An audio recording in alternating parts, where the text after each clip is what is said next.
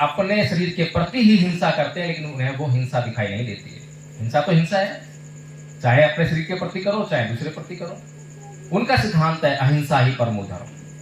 लेकिन भगवान बुद्ध का सिद्धांत मध्यम मार्ग का सिद्धांत है, आवश्यकता का सिद्धांत है, जरूरत का सिद्धांत है। भगवान बुद्ध कभी भी कोई ऐसी बात कहते ही नहीं है, कभी भी कोई ऐसा सिद्धांत देते ही नहीं है जिससे मनुष्य का कल्याण ना होता हो। जिस सिद्धांत से, जिस नियम से मनुष्य का कल्याण ना होता हो, भगवान बुद्ध उस नियम को बदलने के लिए तुरंत तैयार हो जाते हैं। मनुष्य का कल्याण नहीं होता तो नहीं चाहिए ये नियम। क्या करेंगे इस नियम का? किस लिए नियम? धर्म किस लिए? अगर धर्म के लिए मनुष्य को खपाया जाए तो उस धर्म का क्या फायदा? धर्म तो मनुष्य के लिए काम में आने वाली चीज होनी चाहिए।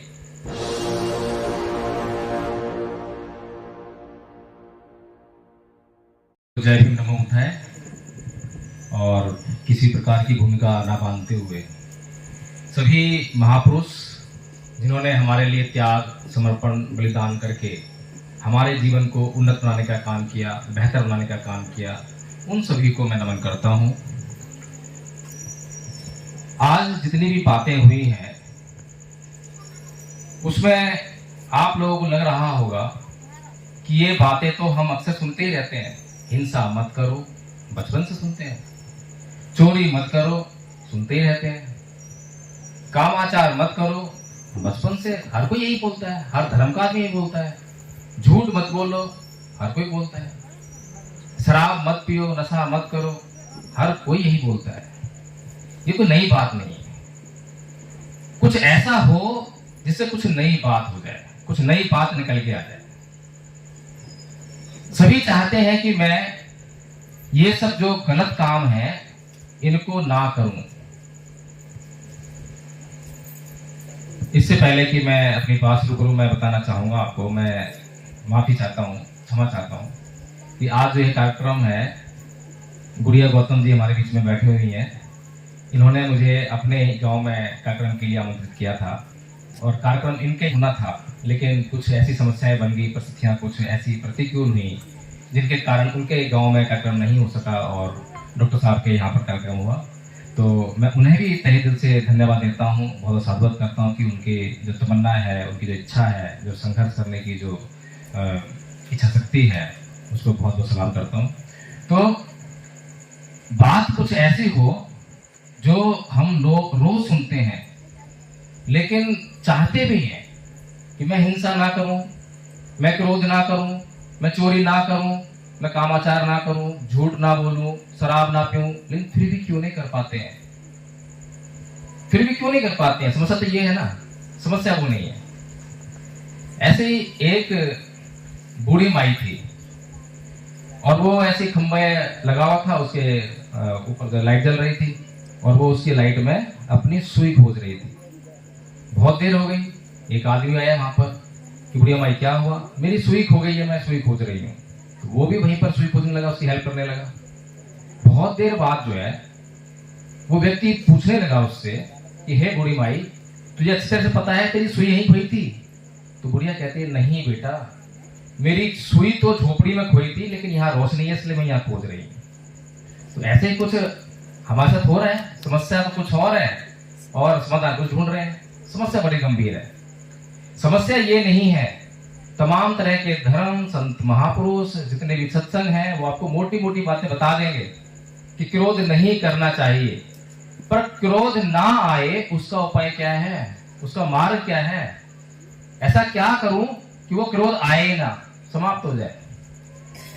हिंसा ना हो मेरे से, कामाचार ना हो, मैं शराब के नजदीक ना जाऊं, कुछ मार्ग ऐसा मिलना चाहिए।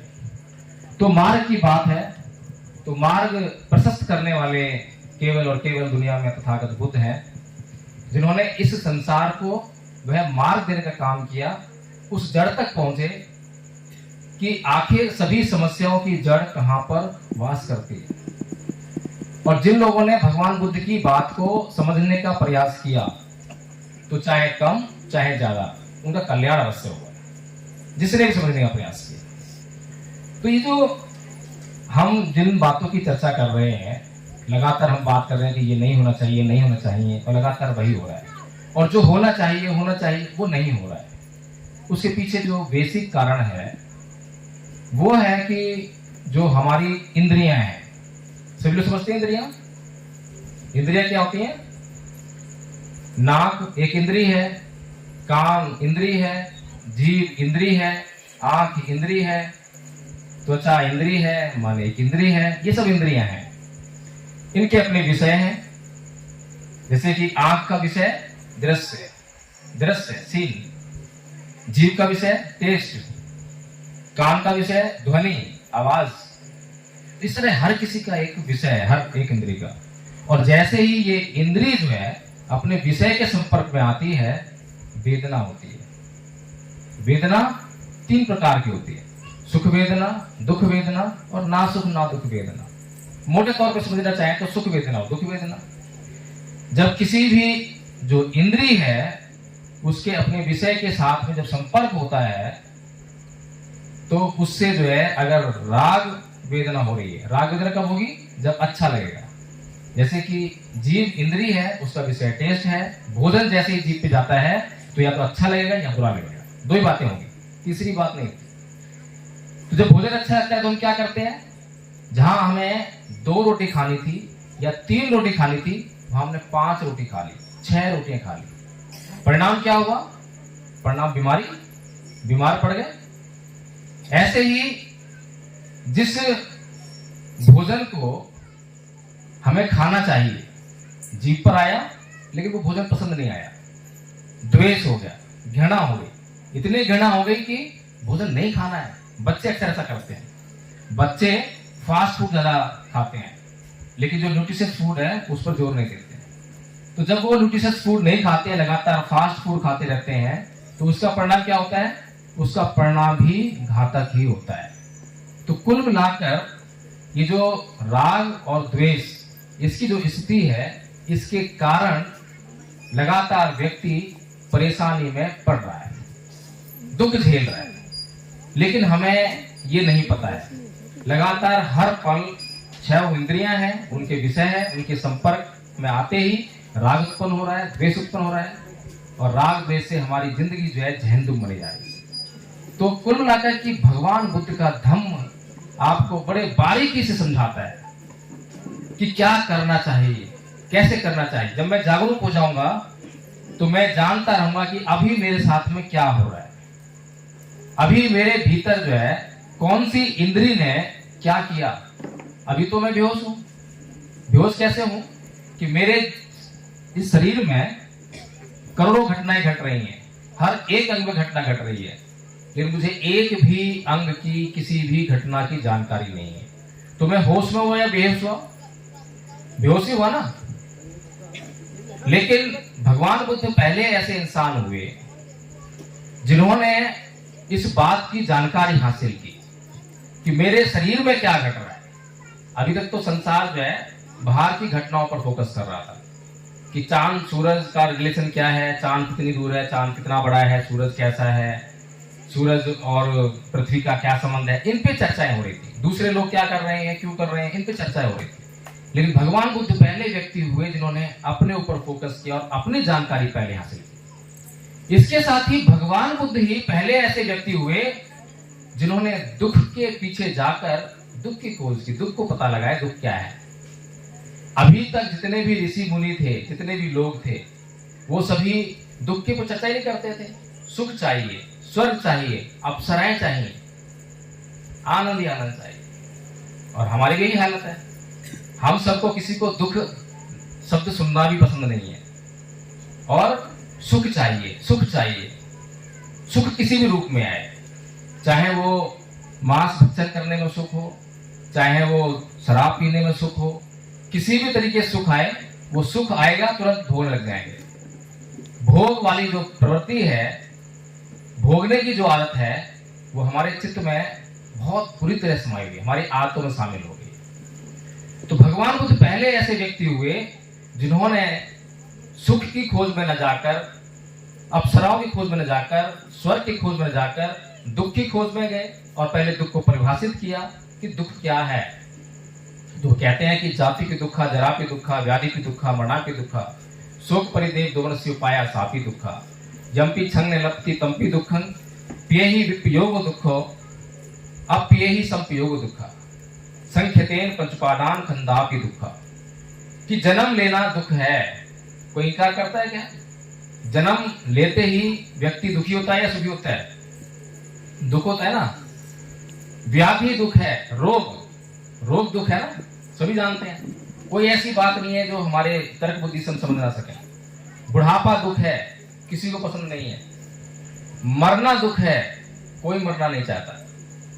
प्रियजनों का बिछुड़ना दुख है, अप्रियजनों का मिलना दुख है। जो हम चाहते हैं वो नहीं मिलता तो दुख होता है। कुल मिलाकर ये जो शरीर है 5 स्कंदों से निर्मित, इस शरीर के द्वारा जो कुछ मिलता है वो दुखित होता है। तो भगवान बुद्ध पहले ऐसे व्यक्ति हुए जिन्होंने इस बात का पता लगाया कि इस दुख का कारण क्या है, और उन्होंने पता लगाया कि इस दुख का कारण है तृष्णा। तृष्णा है या नहीं है? हमारे जीवन में सभी दुखों का कारण तृष्णा है, हमारी इच्छाएं हैं। और कैसी इच्छाएं? कौन सी इच्छाएं दुख है? हर इच्छा दुख नहीं है, लेकिन जो हमारी आवश्यकता से अधिक या आवश्यकता से कम, या तो हमने कोई इच्छा प्रकट की जो कि हमारी आवश्यकताओं में शामिल नहीं है, आवश्यकता नहीं है उसकी, आवश्यकता से अधिक हो गया, एक्सट्रीम हो गया, तो दुख का कारण बनेगी। और हमारे शरीर को कोई आवश्यकता है, उसकी पूर्ति नहीं की तो भी दुख होगा। इसीलिए भगवान बुद्ध ने मध्यम मार्ग इसका प्रतिपादन, और सभी जानते हैं कि भगवान बुद्ध का जो मार्ग है वो मध्यम मार्ग है। अभी साथी कह रहे थे कि भगवान बुद्ध का जो धम्म है, उनका सिद्धांत है, वो है अहिंसा परमो धर्म। अहिंसा परमो धर्म भगवान बुद्ध का सिद्धांत नहीं है। मैं क्षमा चाहूंगा माता जी, लेकिन मैं बताना चाहता हूं कि भगवान बुद्ध ने कभी नहीं कहा अहिंसा परमो धर्म। भगवान बुद्ध ने कहा आचरण ही परमो धर्म। आचरण आपका कैसा होना चाहिए ये तय करेगा कि आपका धर्म कैसा है, कैसा नहीं है, आपका व्यवहार कैसा है, आप कैसे व्यक्ति हो। अहिंसा परमो धर्म कहने वाले लोग, जो कि जैनियों का सिद्धांत है, वो कभी भी हिंसा नहीं कर सकते, और इतने अपने वचन के पक्के होते हैं, सिद्धांत के पक्के होते हैं कि अपने शरीर के प्रति ही हिंसा करते हैं, लेकिन उन्हें वो हिंसा दिखाई नहीं देती है। हिंसा तो हिंसा है, चाहे अपने शरीर के प्रति करो चाहे दूसरे प्रति करो। उनका सिद्धांत है अहिंसा ही परमो धर्म। लेकिन भगवान बुद्ध का सिद्धांत मध्यम मार्ग का सिद्धांत है, आवश्यकता का सिद्धांत है, जरूरत का सिद्धांत है। भगवान बुद्ध कभी भी कोई ऐसी बात कहते ही नहीं है, कभी भी कोई ऐसा सिद्धांत देते ही नहीं है जिससे मनुष्य का कल्याण ना होता हो। जिस सिद्धांत से, जिस नियम से मनुष्य का कल्याण ना होता हो, भगवान बुद्ध उस नियम को बदलने के लिए तुरंत तैयार हो जाते हैं। मनुष्य का कल्याण नहीं होता तो नहीं चाहिए ये नियम। क्या करेंगे इस नियम का? किस लिए नियम? धर्म किस लिए? अगर धर्म के लिए मनुष्य को खपाया जाए तो उस धर्म का क्या फायदा? धर्म तो मनुष्य के लिए काम में आने वाली चीज होनी चाहिए। हमारे पास स्कूटर है, मोटरसाइकिल है, वो हमारे काम आती है, हम उससे काम नहीं आते हैं। और हमने अगर जो स्कूटर है, मोटरसाइकिल है, उससे जितना काम लेना है उससे उतना काम ना लें, उसको रोज धोएं, अच्छी तरह चमकाएं और खड़ी रखें उसको, तो क्या लाभ मिलने वाला है? उस चमकती हुई मोटरसाइकिल पर किसी ने कीचड़ फेंक दिया, उससे झगड़ा करें, उसको मार के आ जाएं, उसको मार ही डालें, क्या मिलने वाला है? उस मोटरसाइकिल से आपको इतना प्रेम जिसको आप यूज भी नहीं कर पा रहे हैं। यही हालत जो है आज के संसार की है। धर्म का इस्तेमाल तो कर नहीं रहा है, लेकिन धर्म के नाम पर कत्लेआम कर रहा है। धर्म को जानता ही नहीं है, इस्तेमाल कैसे करेगा? धर्म तो भी ये बताया कि इंद्रियां हैं, विषय है, वेदना है, जानकारी होनी चाहिए कि मैंने भोजन खाया, भोजन से मुझे राग हुआ, राग हो रहा है, जान जाऊं कि हाँ ये भोजन अच्छा लग रहा है मुझे, और ये मुझे इस तरफ इंक्लाइन करेगा, इस तरफ प्रेरित करेगा कि मेरे भूख तो है 2 रोटी की और मैं 5 रोटी खा जाऊंगा। होता है ना ऐसा? अक्सर होता है, सबका होता है। मैं कोई ऐसी बात नहीं कह रहा जो आप लोगों को समझ में ना आ रही है। तो धर्म तो ये है कि मैं जान जाऊं कि वेदना हो रही है और समता में स्थित हो जाऊं, राग होगा तो उससे बच जाऊं, द्वेष होगा तो उससे बच जाऊं, समता में स्थित होकर जितनी आवश्यकता है उतना भोजन करूं, जितनी आवश्यकता है उतना मैं सुनूं, जितनी आवश्यकता है उतना देखूं, शरीर के लिए जितनी आवश्यकता है उसको पहचान लूं, उसके अनुसार काम करूं, तो उससे मुझे भी सुख मिलेगा, मेरे दुख दूर होंगे और दूसरों के भी दुख दूर होंगे, किसी को मुझसे कष्ट नहीं होगा। ये धर्म है। इस धर्म का कितने लोग पालन करते हैं? करता है कोई? धर्म को जानता है कोई? तो वो लोग ऐसे ही हैं कि बस रोज वे अपनी कार को, मोटरसाइकिल को रोज चमकाएंगे, बहुत से चमकाएंगे, और कहीं किसी ने गलती से उस पर डेंट मार दिया या कुछ स्क्रैच मार दिया, उसकी जान लेने को उतारू हो जाएंगे। ऐसे लोग जो हैं लगातार इस वातावरण को दूषित करने का काम कर रहे हैं। तो हमें ये समझना चाहिए कि जो भगवान बुद्ध का जो सिद्धांत है, भगवान बुद्ध का जो धम्म है, उसकी मनुष्य के लिए क्या उपयोगिता है। परम पूज्य बाबा साहेब डॉक्टर भीमराव अंबेडकर, जिनको विश्व द सिंबल ऑफ नॉलेज कहता है, द ग्रेटेस्ट इंडियन कहता है, बराक ओबामा द सन कहता है, कोलंबिया यूनिवर्सिटी अपने पिछले 300 साल के इतिहास में सर्वश्रेष्ठ स्टूडेंट का उनको अवार्ड देती है। तमाम इतने अवार्ड मिलते हैं। दुनिया के सबसे बड़े आदमी मुझे वो दिखाई देते हैं, सबसे आदमी, उनसे बड़ा आदमी मैं किसी को दिखता नहीं। बहुत से लोग होंगे, कुछ लोग कहते हैं विश्व के 5 बड़े विद्वानों में वे शामिल हैं, मैं तो नंबर 1 मानता हूं। क्यों? क्योंकि जीवन का कोई ऐसा हिस्सा नहीं है जिस पर उन्होंने काम नहीं किया। चाहे वो धर्म की बात हो, समाज की बात हो, राजनीति की बात हो, अर्थ की बात हो, किसी भी हिस्से को ले लीजिए, और हर एक क्षेत्र में उनका काम जो है अनचैलेंज है। चुनौती देने वाला नहीं है कोई, लेकिन उनको चुनौती देने वाला है कोई। कौन चुनौती देता है? हम चुनौती देते हैं। जो अनपढ़ है उनके मुकाबले तो अनपढ़ ही हैं, उनके मुकाबले हम क्या तुलना करें अपनी पढ़ाई लिखाई की? हम चुनौती देते हैं। क्या चुनौती देते हैं? कि परम पूज्य बाबा साहेब डॉक्टर भीमराव अंबेडकर ने 1935 में कहा कि मैं हिंदू धर्म में पैदा हुआ, ये मेरे बस की बात नहीं थी, लेकिन मैं हिंदू मरूंगा नहीं। तो हमारे समाज ने कहा ये तो बाबा साहेब निजी तौर पर कह रहे हैं, उनका मामला है। चुनौती दी ना उनको। ऐसे ही मंच लगा था, मंच पर खड़े होकर बोल रहे थे, सामने भीड़ थी। अब कोई आदमी मंच पर खड़ा होकर कोई बात कह रहा है तो अपने लिए कह रहा है क्या? उसकी निजी बात हो सकती है। सामने जो लोग हैं उनके लिए कह रहा है, अपने लिए क्या कहेगा? जब 1956 में धर्म परिवर्तन किया, बौद्ध धर्म ग्रहण किया, नागपुर की दीक्षा भूमि से लाखों लोग वहां शामिल हुए, उनको भी यही आह्वान किया, क्या है मेरे समाज के लोगों, तुम इस अंधविश्वास और पाखंड में फंसे हुए हो, अंधकार में फंसे हुए हो, यह तुम्हारा भला होने वाला नहीं है। मैंने एक ऐसा धर्म खोज लिया है जिससे तुम्हारा कल्याण हो सकता है, जिसके मार्ग पर चलकर तुम हमेशा हमेशा के लिए अपने दुखों से मुक्त हो सकते हो। आओ इस धर्म को अपनाएं। अपना लिया? किसने नहीं अपनाया? तो वो उनका ही अपना समाज है जो उनको चैलेंज देता है, चुनौती देता है कि बाबा साहेब की ये बात ठीक नहीं है, बाबा साहेब की वो बात ठीक नहीं है। अभी हम में से कितने लोग हैं जो बौद्ध हैं? जरा एक बार हाथ लगा करें प्लीज, एक बार हाथ लगाएं। बौद्ध हैं जी, तो आप आइए जरा एक बार भाई साहब। हाँ, छोटा सा एक एक्सपेरिमेंट कर लेते हैं। बौद्ध धर्म क्या है ये बताइए। बौद्ध धर्म एक मानव की तरह पहचान कराई है, समानता बराबरी का, बस यही बौद्ध धर्म है जी। बैठिए। ये पहला एग्जाम्पल नहीं है, मैं जहां भी आता हूं इस एग्जाम्पल को कहीं भी ले लो आप। हमने बाबा साहेब का अनुयायी बनने का गेंद तो चुका दिया, उनके पीछे जाकर उनकी बात चलो मान ली, सबने नहीं मानी, कुछ ने तो मान ली, लाखों लोग तो उन्होंने तो मानी और धर्म परिवर्तन कर लिया। लेकिन कैसा धर्म परिवर्तन? नाम पहले था मेरा श्याम कुमार, अब हो गया श्याम बौद्ध, बौद्ध बन गया। लेकिन क्या मैंने बौद्ध बनकर अपना कल्याण किया? क्या मैंने समझा कि बौद्ध बनना क्या है? बौद्ध धर्म का अध्ययन किया मैंने? मैं बौद्ध धर्म के बारे में कुछ नहीं जानता। किसी से ही पूछते हैं तो बौद्ध धर्म के बारे में जैसे आपने कहा है, ये हालत सबकी है। आपको मैं दोष नहीं दे रहा हूं, सबकी यही हालत है। क्या बोलेंगे?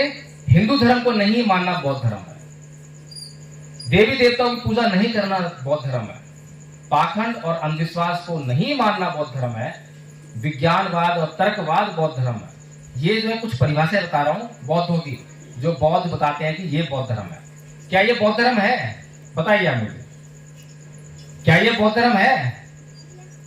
बुद्ध का जो धम्म है, जैसे भी बताया मैंने आपको, समता का सिद्धांत, पंचशील बताया आपको जो है, अभी आचार्य ने बताया थे पंचशील जो है, ये सब जो है बुद्ध के सिद्धांत है, प्रकृति समुत्पाद का सिद्धांत है। इसके बारे में कितने बहुत जानते हैं। और जब हम लोग किसी बात को जानेंगे नहीं, क्या उसका प्रचार कर पाएंगे? अक्सर हम एक काम करते हैं कि जब हमें कभी कोई पीड़ा होती है शरीर में, तो हम कोई दवाई लेते हैं, कोई सजेस्ट करती दवाई, किसी ने दवाई ले ली, और जब दवाई ले लेते हैं तो उससे जब हमें रिलीफ हो जाता है, तो फिर हमें जरूरत नहीं पड़ती किसी को कहने की, हम सबको गाते फिरते हैं। जिसको भी दिखाई दिया कि हाँ वही पीड़ा हुई है, अच्छा ये दवाई ले लेना, कहने की जरूरत नहीं पड़ती। लेकिन कब होती है? जब उसने स्वयं उसको अनुभव कर लिया हो, तब वो अपने आप प्रचार करता है। और परम पूज्य बाबा साहेब डॉक्टर भीमराव अम्बेडकर का सपना था ये कि भारत को बौद्धमय होना चाहिए। भारत को बौद्धमय क्यों होना चाहिए? क्योंकि भगवान बुद्ध का धर्म सर्वश्रेष्ठ धर्म है, दुनिया का सबसे बड़ा धर्म है। अब मैं ये बात कह रहा हूं तो कुछ लोग सोच रहे होंगे नहीं ईसाई धर्म सबसे बड़ा है, मुसलमान धर्म जो है उससे मुकाबले बहुत बड़ा है, हिंदू धर्म भी आज भारत में बहुत बड़ा है। लेकिन सोचिए कौन सा ऐसा धर्म है जिसने अपना प्रचार और प्रसार हिंसा के बल पर नहीं किया है, अहिंसा के बल पे किया है, जिसने हथियार नहीं उठाया? ऐसा कोई धर्म है? ईसाई धर्म है? नहीं है। लोभ, लालच, हत्याएं, हिंसा, इसके आधार पर उन्होंने अपने धर्म का प्रचार किया। मुस्लिम धर्म आप सभी जानते हैं, हिंदुओं को आप देख ही रहे हैं क्या हाल है। केवल एकमात्र ऐसा धर्म जिसने अपना प्रचार और प्रसार अहिंसा के बल पर किया, एक व्यक्ति को भी लोभ लालच में लाकर या हिंसात्मक तरीके से भटकाया नहीं है, उसे बौद्ध नहीं बनाया। जिसने बौद्ध धर्म के गुण को समझ लिया वो खुद बौद्ध बन गया, वो बौद्ध धर्म है। अब बताइए बुद्ध का धर्म जो है इस दुनिया का सर्वश्रेष्ठ धर्म है या नहीं है? जब किसी भी धर्म के पास एक भी आदमी ऐसा नहीं है जो उन्होंने जो है शुद्ध तरीके से उनको कन्वर्ट किया हो, लेकिन बुद्ध के पास एक भी ऐसा आदमी नहीं है जो अशुद्ध तरीके से जो उन्होंने कन्वर्ट किया हो, तो बुद्ध का धर्म जो है इस दुनिया का सबसे बड़ा धर्म है। और विश्व का सर्वश्रेष्ठ व्यक्ति विश्व के सर्वश्रेष्ठ धर्म को अंगीकार करता है और अपने लोगों को प्रेरित करता है, निवेदन करता है कि मेरी बात मान लीजिए, मैंने आपके दुख को फील किया है, मैंने आपके दुख को महसूस किया है, मैंने आपके दुख को जान लिया है, और इसे छुटकारा पाने का केवल एक ही मार्ग है, वो है बुद्ध का मार्ग। संविधान बना दिया बाबा साहेब ने 1950 में, संविधान के द्वारा कानून भी हैं, SC ST एक्ट है ना हमारे पास, लेकिन बाबा साहेब 1950 में संविधान को लागू करवाने के बाद भी 1956 में आपको बौद्ध धर्म की तरफ ले जाना चाहते हैं। क्यों लेना चाहते हैं? क्योंकि बाबा साहेब जानते हैं कि मेरे लोगों का अगर अंतिम तौर पर कुछ कल्याण हो सकता है तो वो केवल और केवल बुद्ध की शरण में जाकर ही हो सकता है, उसके बगैर नहीं हो सकता। संविधान और संविधान के कानून जो है पेन रिलीवर जो होता है, पेन किलर, उसी तरह काम करते हैं, इंस्टेंट रिलीफ देते हैं आपको। SC ST एक्ट, किसी ने हमें जातिवादी सूचक शब्द बोले, हमें बुरा लगा, हम थाने में गए, FIR लिखा दिया। तो FIR लिखाने के बाद केस चला, उसको जेल हो गई, सजा भुगत के आ गया, तो क्या हुआ? वो शांत हो गया? क्या शांत हो गया कोई? वो नहीं हुआ, बल्कि उसके अंदर अग्नि जल रही है कि क्या करूं, ये SC ST एक्ट ही जान का दुश्मन, इसे खत्म करो। यही हुआ ना, पीछे ये तो हुआ, चलो कुछ ना कुछ सामने से नहीं तो पीछे से करते हैं खत्म, ऐसे करते हैं वैसे करते, यही चलता रहेगा, क्योंकि मन शांत नहीं हो रहा। अगर मन को शांत करने की बात, चित्त को परिवर्तन करने की बात कोई करता है तो भगवान बुद्ध करते हैं। इसीलिए बाबा साहेब बुद्ध की शरण में जा रहे हैं। तो मेरे लोगों का जो चित्त है वो दूषित है, मेरे लोगों का जो चित्त है वो हिंदू संस्कृति के अनुसार ढला हुआ है।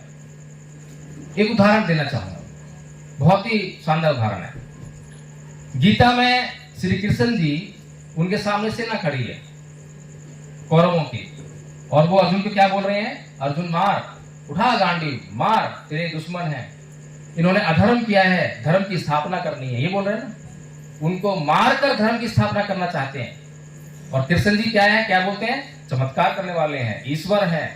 अरे चमत्कार करने वाले हो, ईश्वर हो, तो उनके दिमागों में परिवर्तन कर लो ना। उनकी आत्माओं ने तो करा होगा जो नुकसान करा होगा, अधर्म तो उन्होंने किया होगा, शरीर तो उन्होंने किया। आप किसको मारोगे? कौन मरेगा? आत्मा मरेगी या शरीर मरेगा? तो बड़ी छोटी सी बात, सोचने वाली बात है।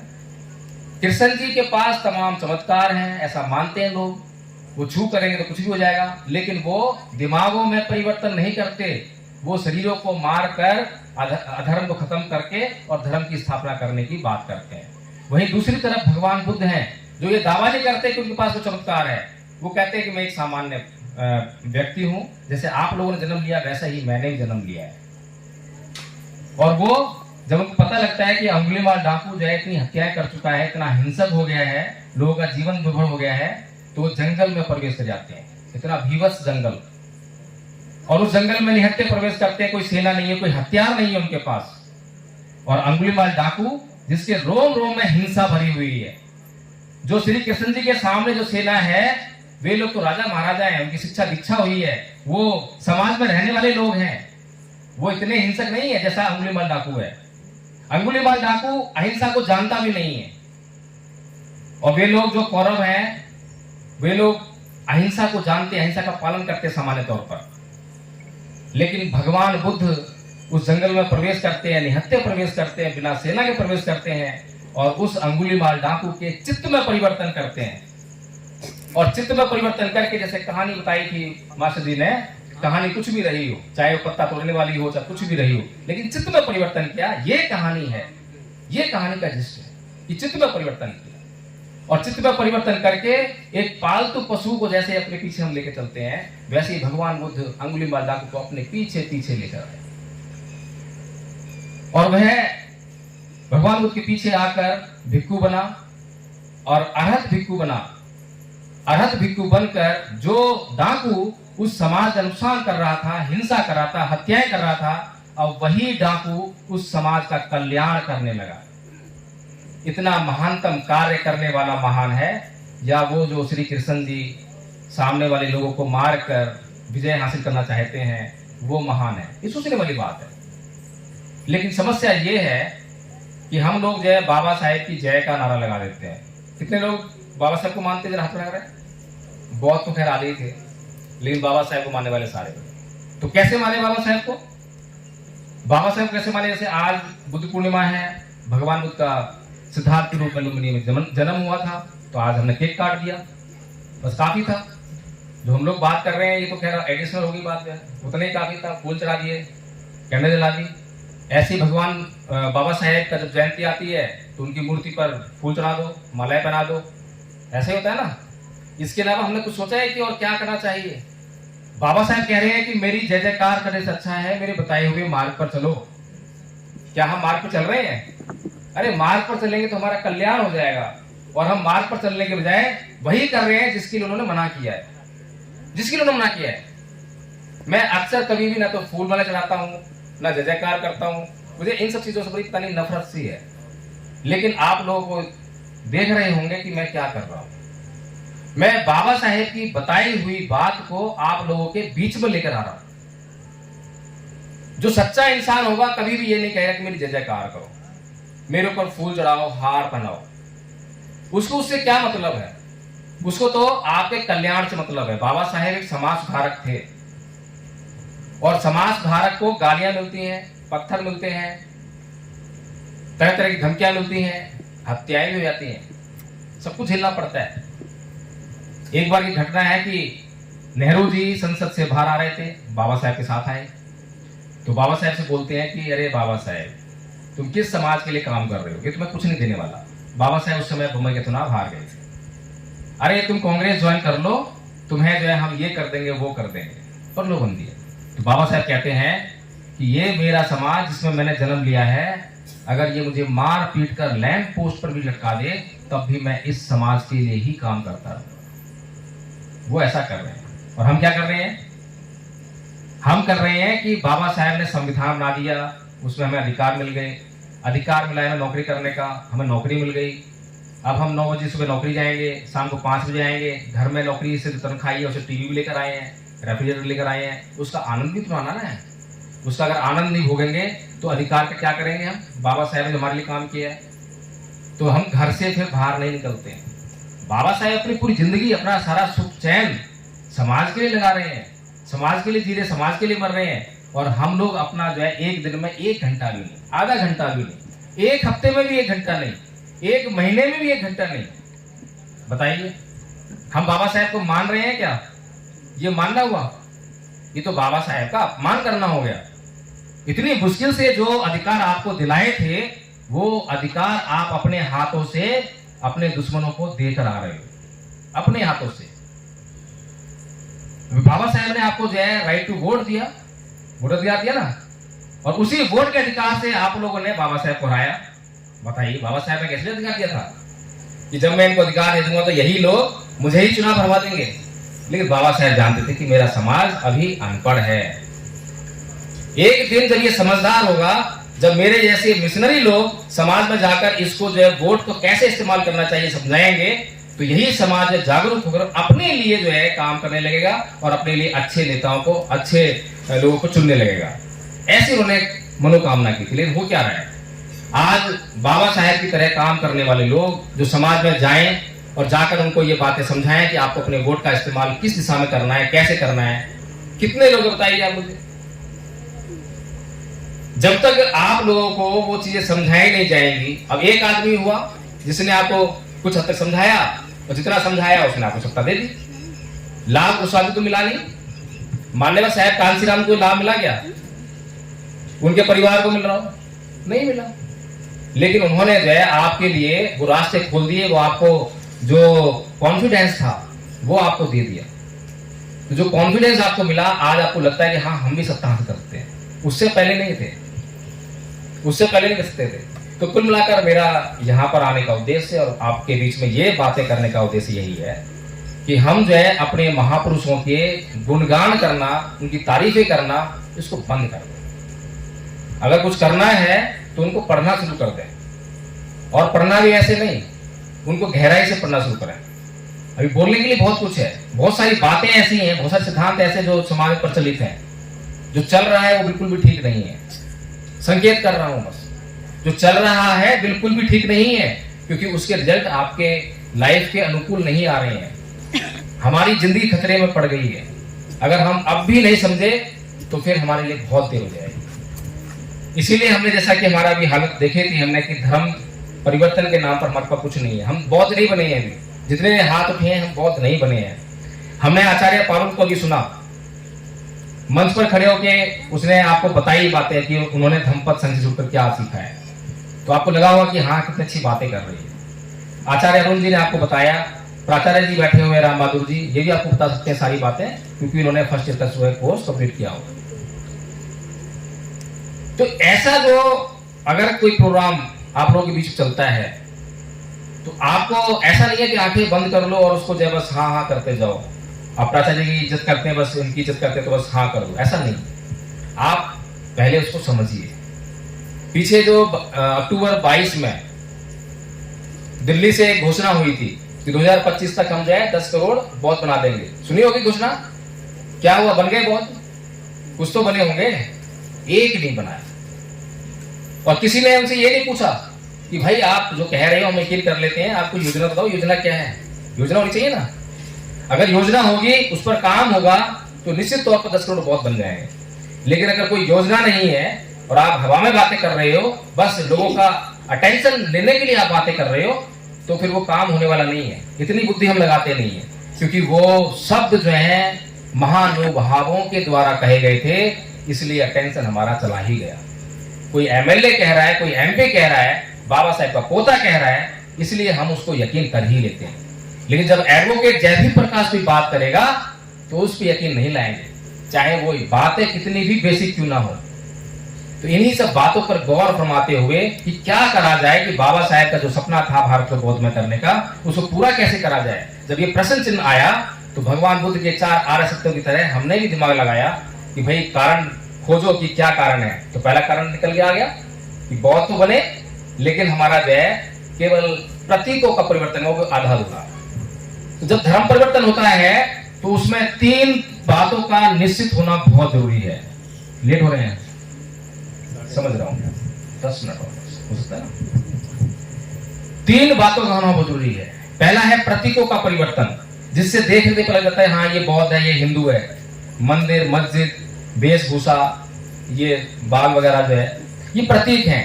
मूर्तियां, तस्वीरें, ऐसे ही हमारे जो महिलाएं हैं वो सिंदूर लगाती हैं, चूड़ियां पहनती हैं, मंगलसूत्र पहनती हैं, ये सब भी प्रतीक है जिससे देखने पता लगता है कि ये महिला कौन है। अब बताइए कितनी बौद्ध महिलाएं हैं जो ये सब करती हैं, सारी करती होंगी, तो कैसे वो बौद्ध हो गई, सोचने वाली बात है। यानी कि प्रतीकों का परिवर्तन होना चाहिए, दिखना चाहिए कि मैंने ये वाला संस्कार छोड़ दिया है, ये परंपरा छोड़ दी है, मैं ये नहीं हूं। दूसरा है रीति रिवाज, परंपराओं का और त्योहारों का परिवर्तन, उसको भी हमने कुछ हद तक छोड़ दिया है, लेकिन अभी भी हमारी महिलाओं के और पुराने लोगों के दिमागों में रीति रिवाज बसे हुए हैं, वो भुलाए नहीं भूलते हैं। तीसरा है सबसे महत्वपूर्ण परिवर्तन, चित्त का परिवर्तन, जिसकी हमने बात करी, जो हर किसी की बस की बात नहीं है। आप दुनिया में कोई भी धर्म परिवर्तन कर लो, हिंदू से मुसलमान बन जाओ, मुसलमान से ईसाई बन जाओ, कुछ भी बन जाओ, कोई आपको नहीं कहेगा चित्त परिवर्तन करो।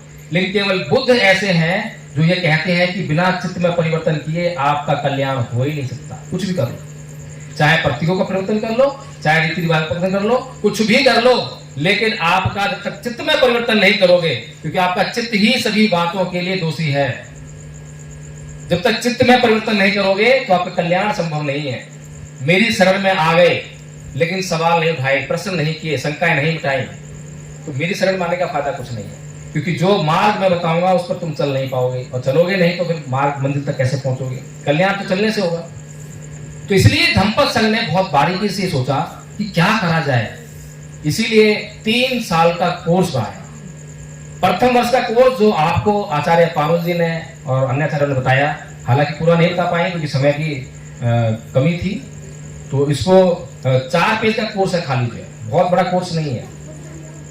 ये हर एक बौद्ध को आना ही चाहिए। क्यों आना चाहिए? क्योंकि बौद्धों के ऊपर जिम्मेदारी है भारत को बौद्धमय करने की। और बौद्धमय कब होगा भारत? जब बौद्धों को बौद्ध धर्म की जानकारी होगी। जानकारी होगी तो चर्चा करेंगे। स्कूल कॉलेज में जो जाने वाले लोग हैं वो स्कूल कॉलेज में चर्चा करेंगे, चाहे मोहल्ले में बैठ के चर्चा करने वाले लोग हैं वहां करेंगे, महिला चर्चा करती है वहां करेंगी, जहां पर भी चर्चा होती है हर कोई चर्चा करता है, हर कोई बातें करता है। लेकिन अभी बातों में क्या है, जब धार्मिक बातें होती है तो दूसरी बातें होती हैं, हमारी बात तो हो ही नहीं पाती। क्यों नहीं पाती? क्योंकि हमें उसकी नॉलेज ही नहीं, जानकारी नहीं है। इसलिए धम्मपद सर ने एक मिनिमम बेसिक कोर्स बनाया, प्रथम वर्ष का उसको नाम दिया, और वो कोर्स है कोई 1 हफ्ते में कंप्लीट कर लेता है, कोई 3 दिन में, कोई 1 महीने में, कोई 2 महीने में, जिसकी जैसी योग्यता वैसे कंप्लीट कर लेता है। तो अभी जो आपके पास आचार्य बैठे हैं आपके सामने, ये सारे जो है प्रथम वर्ष का जो कोर्स है उसको कंप्लीट करके बैठे हैं। दूसरे वर्ष का जो कोर्स है वो संस्कार कर्ता बनाने का कोर्स है। बाबा साहब कहते हैं कि भारत से और पूरी दुनिया से जो बौद्ध धर्म का जितना नाश हुआ उसका कारण क्या था? कारण यह था कि संस्कार कर्ता नहीं रहे। इसीलिए हमने जो है द्वितीय वर्ष का कोर्स में संस्कार कर्ता बनाने का शामिल किया। तीसरे वर्ष का जो कोर्स है उसमें बौद्ध विद्वान बनाने का कोर्स है। जो और अच्छा अध्ययन करना चाहते हैं तो वो बौद्ध विद्वान बने और अध्ययन करें। जितने भी सिद्धांत हैं, प्रतिसमुच्चयवाद है, नागरिक शून्यवाद है, और भी सिद्धांत हैं, उनका अधिक अध्ययन करें और वाद विवाद करना, प्रतियोगिताएं आयोजित करना, प्रतियोगिता भाषण देना, जो भाषण देने कला जानते हैं वो भाषण देके बात करेंगे, लोगों को समझाएंगे। तो इस तरह से 3 वर्ष का कोर्स जो है धम्मपद संघ ने बनाया है। और अगर आप लोग वास्तव में ये कहते हो कि हाँ हम बाबा साहेब का सम्मान करते हैं, उनका अपमान करना नहीं चाहते हैं, उनकी बात को मानना चाहते हैं, तो मैं ये समझता हूं कि आपके पास कोई रास्ता नहीं है इस बात को मानने के अलावा।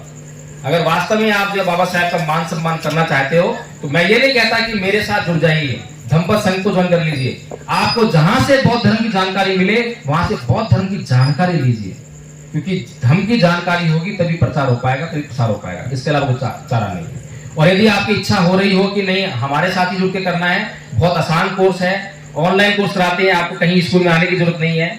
ऑनलाइन पे ही आपको जो है सुबह, दोपहर और शाम को मीटिंग होती है। और अभी कुछ ही दिनों में जो भी समय जा रहा है 24/7 कर देंगे इसको, 24 घंटे चलेगा। जब मर्जी जुड़ो, जब आपके पास समय लगे कि जब याद आए ना तभी जुड़ जाओ।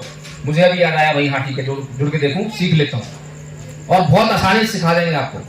और अभी ये आचार्य ये सबको ट्रेनिंग देनी है, बहुत अच्छी बोलने की ट्रेनिंग देनी है कि क्या बोलना है, कैसे बोलना है, धर्म के सिद्धांत को बताना है। ये सब ट्रेनिंग आप लोगों को भी मिलेगी। एक व्यक्ति को कांसीराम बनना है, एक व्यक्ति को बाबा साहेब बनना है। चाहे आंशिक बन जाओ, थोड़ा बनो, लेकिन सबको कांसीराम और बाबा साहेब बनना ही पड़ेगा। जब तक हम कांसीराम और बाबा साहेब नहीं बनेंगे, जब तक हम अत दीपो भव का जो सिद्धांत है उसका पालन नहीं करेंगे, जब तक हम अत दीपो भव के सिद्धांत का पालन नहीं करेंगे, हम अपने दुखों से कभी मुक्ति नहीं पाएंगे। इसी के साथ अपनी बात समाप्त करता हूँ। जय भीम।